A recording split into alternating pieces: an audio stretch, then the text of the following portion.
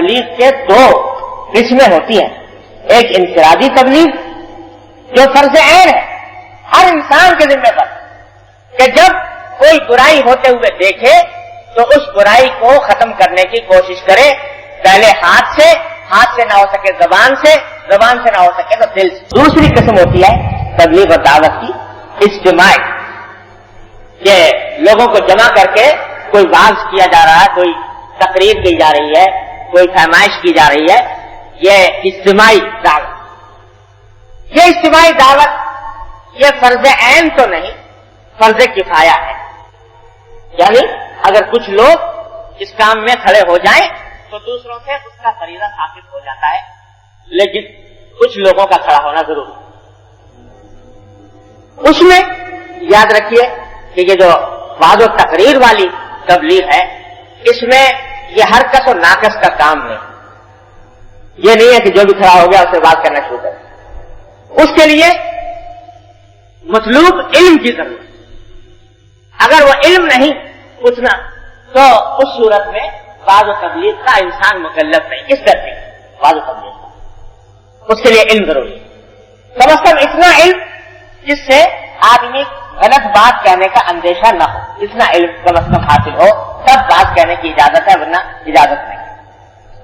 اور اس میں بھی اندیشہ رہتا ہے, اللہ بچائے, کیونکہ یہ معاملہ بڑا نازک ہے. جب آدمی دیکھتا ہے کہ میری بات اتنے سارے آدمی بیٹھ کے سن رہے ہیں تو خود بھی اپنے دماغ میں کچھ اس کے گھمنڈ پیدا ہونے لگتا ہے, تو دھوکہ خود دیتا ہے دوسروں کو اور پھر اس دھوکے میں خود بھی مبتلا ہو جاتا ہے. بات سے بات کہنا ہر ایک کے بس کا کام نہیں, ہر ایک کو نہیں چاہیے.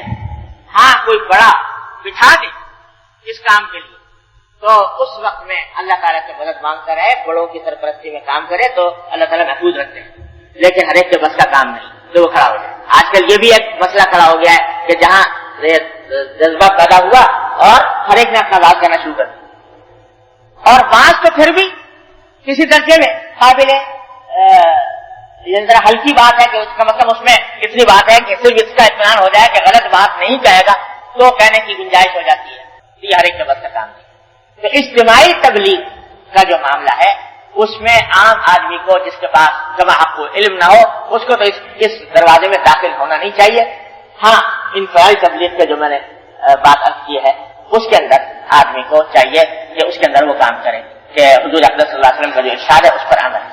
ایک بات آخر میں اور عرض کر دیتا ہوں اسی سلسلے کی.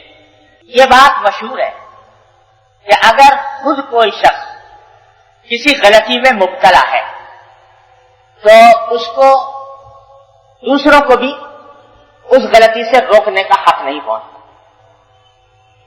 یعنی ایک شخص فرض کرو نماز باجماعت کا پوری طرح پابند نہیں, تو کہا یہ جاتا ہے, سمجھا یہ جاتا ہے کہ پھر ایسے شخص کو یہ چاہیے کہ دوسروں کو بھی نماز باجماعت کی تلقین نہ کرے جب تک کہ خود پابند نہ ہو جائے.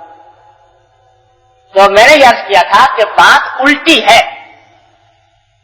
بات یوں ہے کہ جو شخص دوسروں کو نماز باجماعت کی تلقین کرتا ہے اس کو چاہیے کہ وہ نماز باجماعت کی خود بھی پابندی کرے, نہ یہ کہ جو نماز باجماعت کا پابند نہیں ہے وہ دوسروں کو تلقین نہ کرے.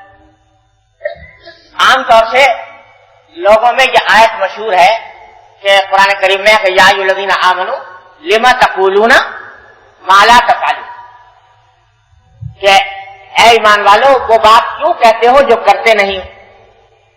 تو اس کا مطلب بعض لوگ یہ سمجھتے ہیں کہ اگر کوئی شخص کوئی کام نہیں کرتا تو دوسرے کو بھی اس کی تلقین نہ کرے. اگر ایک شخص صدقہ نہیں دیتا تو دوسرے کو صدقے کی تلقین نہ کرے. ایک شخص نے نماز باجماعت پابندی سے نہیں پڑھتا دوسرے کو نماز باجماعت پابندی سے پڑھنے کی تلقین نہ کرے.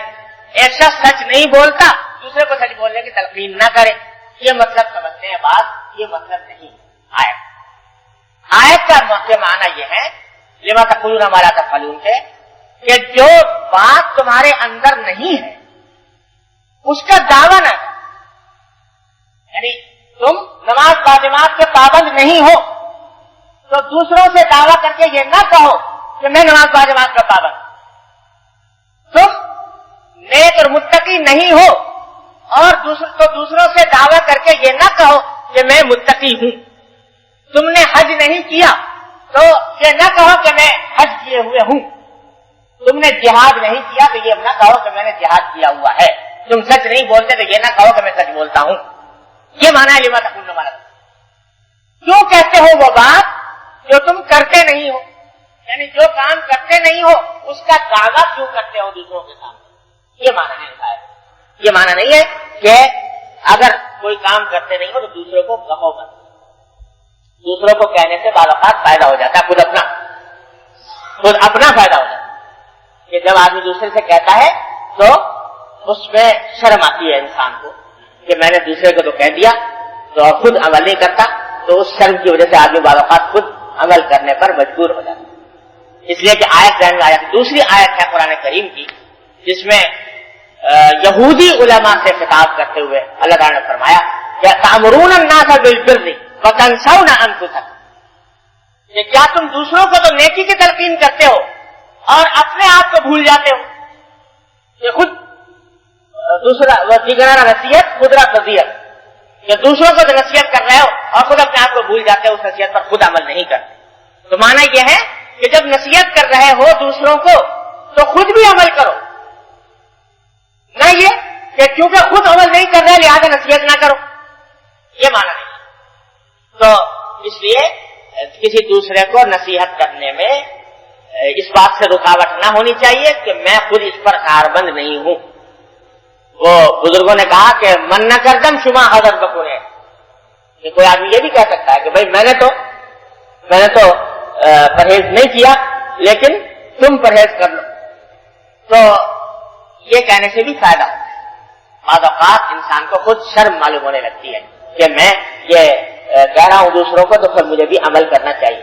حضرت حکیم علامہ مولانا خان صلی اللہ علیہ وسلم فرماتے ہیں کہ بعض اوقات مجھے اپنے اندر کوئی عیب محسوس ہوتا ہے تو میں اس عیب کے بارے میں بات کہہ دیتا ہوں، اس سے اللہ تعالیٰ میری اصلاح فرماتے ہیں تاکہ کیونکہ بات میں خیال ہو. تو اس لیے یہ بات ذہن میں نہیں رہنی چاہیے کہ ہاں یہ ضرور ہے بے شک کہ ایک آدمی وہ ہے جو عمل نہیں کرتا اور نصیحت کرتا ہے، اور ایک آدمی وہ ہے جو عمل کرتا ہے اور نصیحت کرتا ہے. دونوں کی نصیحت کی تاثیر میں فرق ہے. جو عمل کر کے نصیحت کرتا ہے اس کی بات میں اللہ تعالیٰ اثر پیدا فرماتے ہیں، وہ دلوں میں اترتی ہے، اس سے انسانوں کی زندگیوں میں انقلاب آتا ہے. اور بے عملی کے ساتھ جو نصیحت کی جاتی ہے اس کا اثر سننے والے پر بھی کم آپ کو نہیں ہوتا. زبان سے نکلی بات کان کے اوپر جا کے ٹکرا کے واپس آ گئی، دل میں نہیں ہوتا. ہاں عمل کے ساتھ کرے گا تو اللہ تعالیٰ اس اندر کرے.